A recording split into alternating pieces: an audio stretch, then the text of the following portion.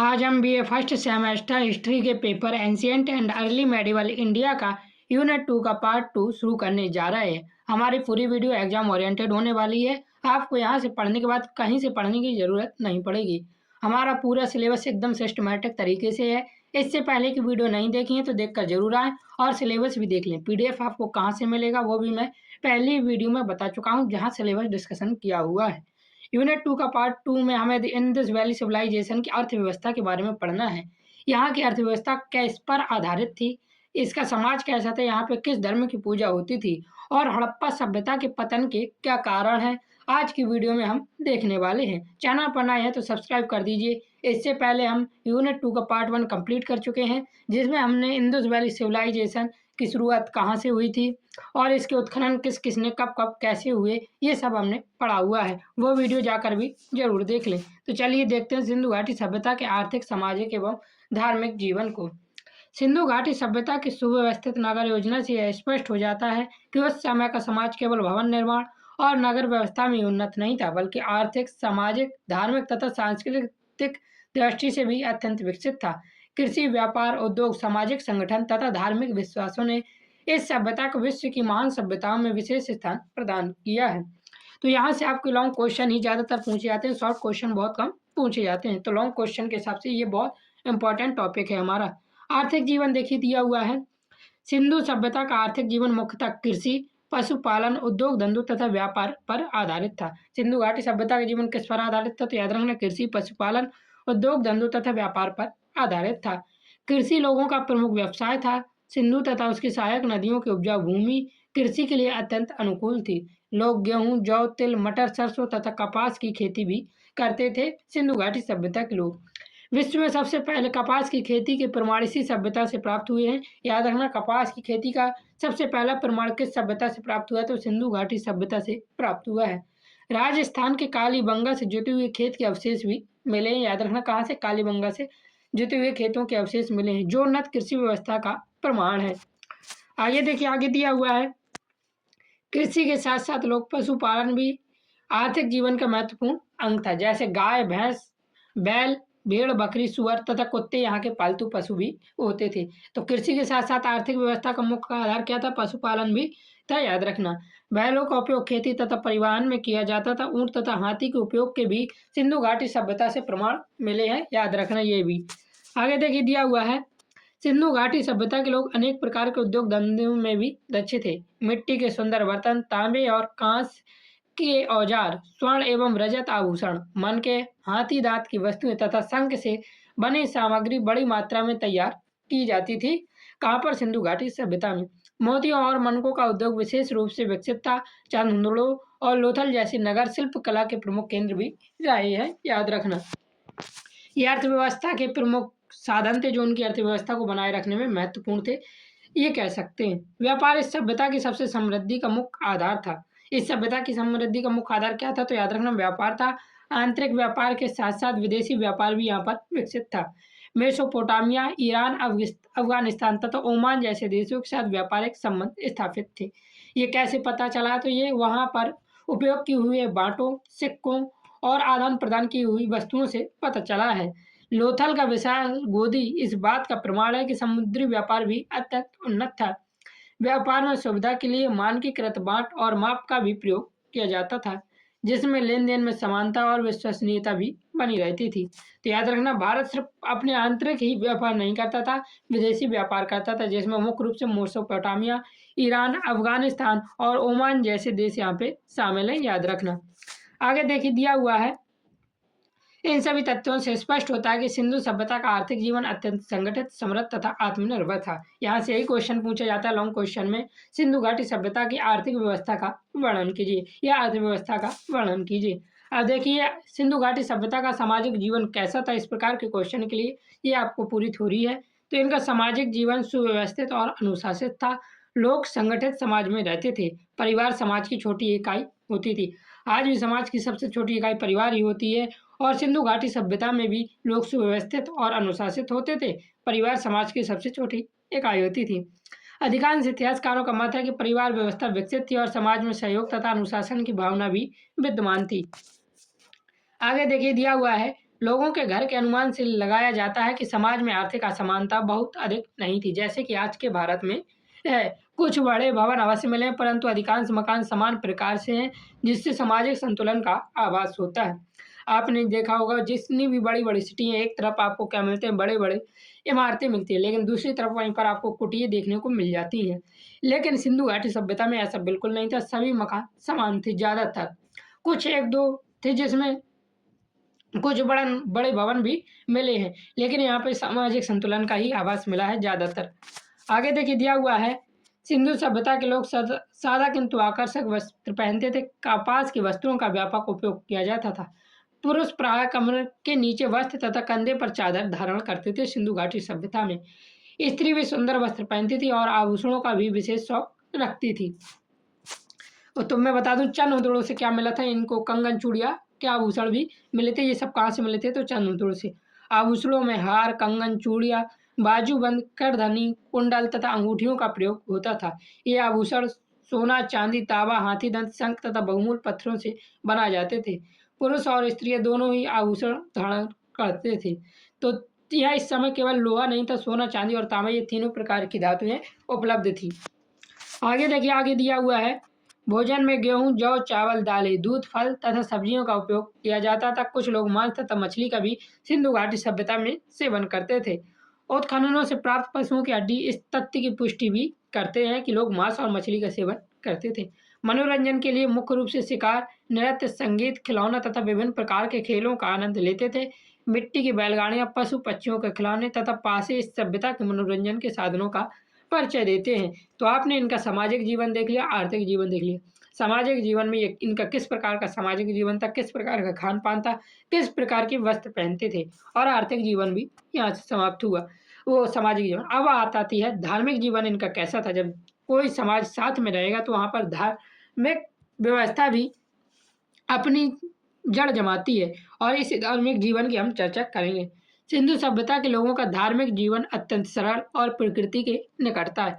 यद्यपि उनकी लिपि अभी तक पढ़ी नहीं जा सकी है, फिर भी मूर्तियां, मोहरों तथा अन्य पुरातात्विक अवशेषों के आधार पर अनेक धार्मिक विश्वासों का अनुमान लगाया जाता है। आपको पता है जैसे सिंधु घाटी सभ्यता की कोई भी लिपि पढ़ी नहीं गई है, सिर्फ उसके लिखित साक्ष्य उपलब्ध है, उनको पढ़ा नहीं गया है।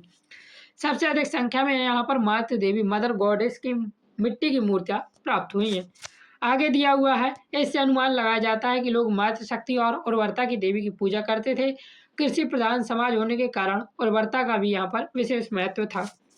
देखिए मोहनजोदड़ो, जिसके बारे में हमने पढ़ा था पिछले पार्ट में, तो यहाँ से प्राप्त एक प्रसिद्ध मोहर पर योग मुद्रा में बैठे 3 मुख वाले पुरुष का चित्र भी मिला है, जिसे अधिकांश विद्वान पशुपति शिव का प्रारंभिक रूप मानते हैं।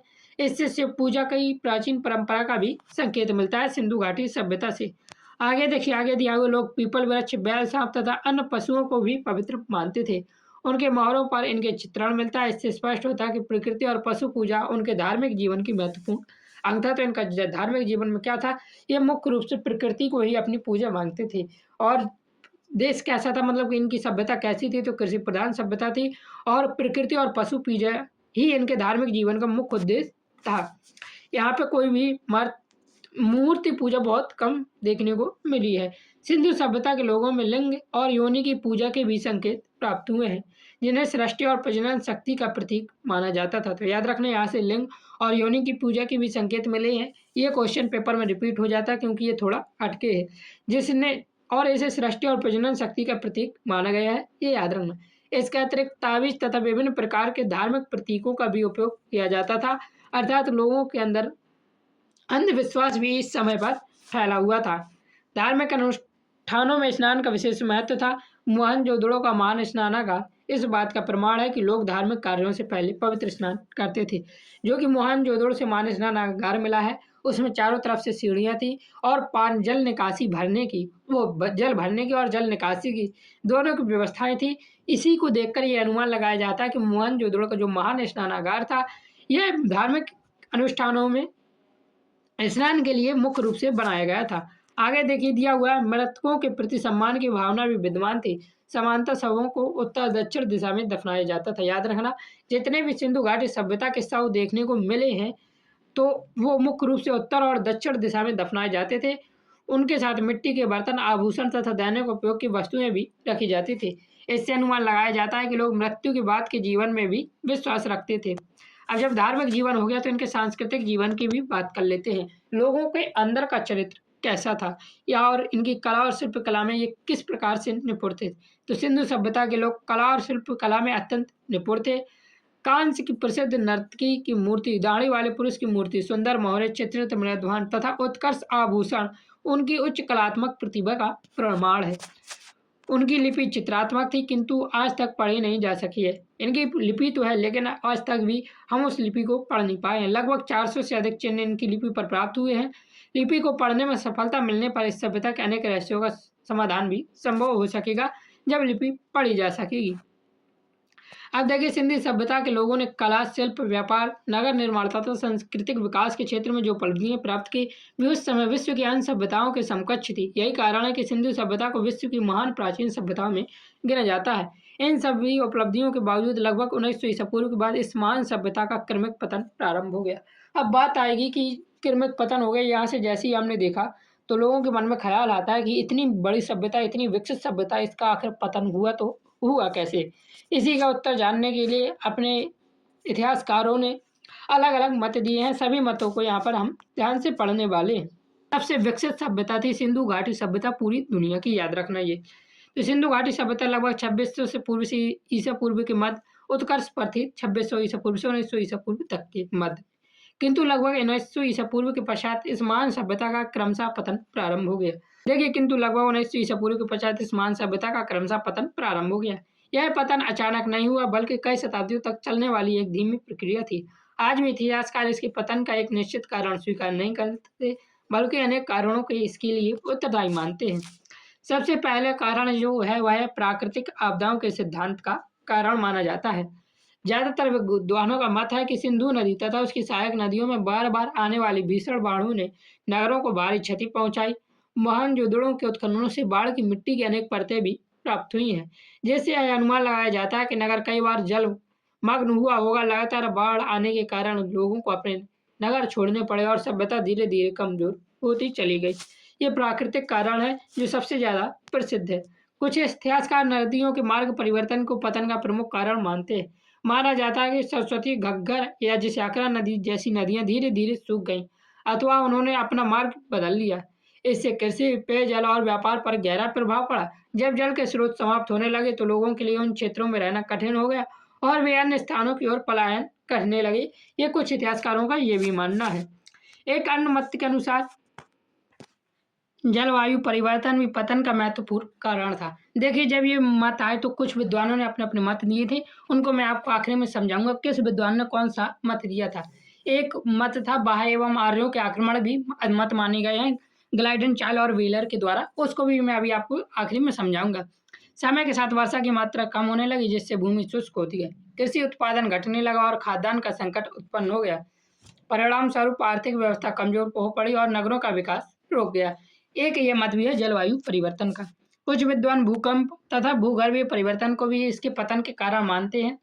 यदि किसी बड़े भूकंप के कारण नदियों का मार्ग बदल गया हो या नगरों की संरचना नष्ट हो गई हो तो लोगों का वहां से पलायन स्वाभाविक था। यद्यपि इस मत के समर्थन में सीमित प्रमाण उपलब्ध है, फिर भी इसे पूरी तरह स्वीकार नहीं किया जा सकता है। तो भूकंप तथा भूगर्भीय परिवर्तन आपके में लिखना भी नहीं है, पूछा भी नहीं जाता क्योंकि इसके परिमाण ही नहीं है।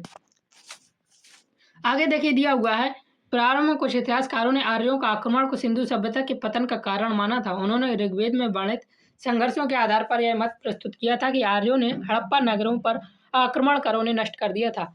आर्यों पर आधारित किसने माना था? तो ग्लाइडन, चार्ल्स और व्हीलर ने माना था। किंतु आधुनिक पुरातात्विक अनुसंधानों ने इस सिद्धांत को पर्याप्त समर्थन नहीं दिया। अधिकांश विद्वानों का मत है कि केवल आक्रमण के कारण इतनी विशाल सभ्यता का पतन संभव नहीं है। सही बात है, यदि आर्य आक्रमण भी करते तो उस सभ्यता का पतन थोड़ी कर देते, वहाँ के लोगों का पतन कर देते और वहाँ पर खुद बस जाते। इसलिए सभ्यता इस कारण का पर्याप्त समर्थन भी नहीं मिला है। आगे देखिए कुछ दिया हुआ है, कुछ इतिहासकार आर्थिक दुर्बलता को भी पतन का कारण मानते हैं। विदेशी व्यापारों के कम होने, कृषि उत्पादन घटने तथा उद्योग धंधों के कमजोर पड़ने से नगरों की समृद्धि समाप्त होने लगी। वर्तमान समय में अधिकांश इतिहासकार इस निष्कर्ष पर पहुंचते हैं कि सिंधु सभ्यता का पतन किसी एक कारण से नहीं बल्कि प्राकृतिक, आर्थिक तथा पर्यावरणीय कारणों के संयुक्त प्रभाव से हुआ है। बाढ़, नदियों का मार्ग परिवर्तन, जलवायु परिवर्तन, कृषि संकट तथा व्यापारिक अवनति, इन सभी ने मिलकर इस महान सभ्यता को धीरे धीरे समाप्त कर दिया। यद्यपि सिंधु घाटी सभ्यता का पतन हो गया, फिर भी उनकी अनेक सांस्कृतिक परंपराएं आगे की भारतीय सभ्यता में जीवित रही। नगर निर्माण की कला, स्वच्छता की भावना, आभूषण निर्माण, मिट्टी के बर्तनों की परंपरा, कृषि तकनीक तथा धार्मिक प्रतीकों का प्रभाव बाद के भारतीय समाज में भी दिखाई देने को मिलता है। इस प्रकार यह सभ्यता समाप्त होकर भी भारतीय संस्कृति की आधारशिला बनी रही थी। इस प्रकार स्पष्ट है कि सिंधु घाटी सभ्यता का पतन इतिहास की एक जटिल घटना थी। आज भी इस विषय पर अनुसंधान जारी है, किंतु इतना निश्चित है कि इस महान सभ्यता ने भारतीय इतिहास और संस्कृति को अमूल्य विरासत प्रदान की है। अब मैं आपके लिए वो स्लाइड लगा देता हूँ जिसमें सिंधु घाटी सभ्यता के विद्वानों ने पतन के कारण, तो देखिए सिंधु घाटी सभ्यता के पतन के कारण में विभिन्न विद्वानों के मत, एक बार इसको देख लीजिए या स्क्रीनशॉट भी ले सकते हैं। तो गाइडन, चाइल्ड एवं वेलर ने बाह्य एवं आर्यों के आक्रमण को पतन का कारण माना है। इसी प्रकार जॉन मार्शल, अर्नेस्ट एवं SR राव ने बाढ़ को माना है। RL स्टेन और अमलानंद घोष ने जलवायु परिवर्तन को, MR साइनी ने ये मतलब कि वो जो कि भूकंप होते हैं उनको और जल प्लावन को माना है। ये थोड़ा सा कटा हुआ है, इसको देख लीजिए। जॉन मार्शल ने प्रशासनिक शिथिलता को और KR कनेडी ने प्राकृतिक आपदा और मलेरिया महामारी जैसी को माना है। याद रखना, सिंधु सभ्यता के पतन के अनेक कारण रहे और इन सभी कारणों ने मिलकर इस महान सभ्यता के पतन की भूमिका निभाई है। तो ये इस प्रकार से हमारे सिंधु घाटी सभ्यता के पतन का कारण भी हो गया। इसकी सामाजिक व्यवस्था, राजनीतिक व्यवस्था, आर्थिक व्यवस्था, धार्मिक व्यवस्था किस प्रकार थी, ये भी हमने कंप्लीट कर लिया है। और अब आपका यहाँ से एक भी प्रश्न पेपर में नहीं छूटने वाला, आप 100% स्कोर कर पाएंगे। PDF आपको मैं उपलब्ध करवा दूंगा, टेलीग्राम पर मैसेज कर लीजिए। टेलीग्राम का लिंक डिस्क्रिप्शन पर मिल जाएगा। PDF पेड है, फ्री में नहीं है। फ्री के लिए बिल्कुल भी मैसेज मत करिएगा। जय हिंद, जय भारत, राधे राधे।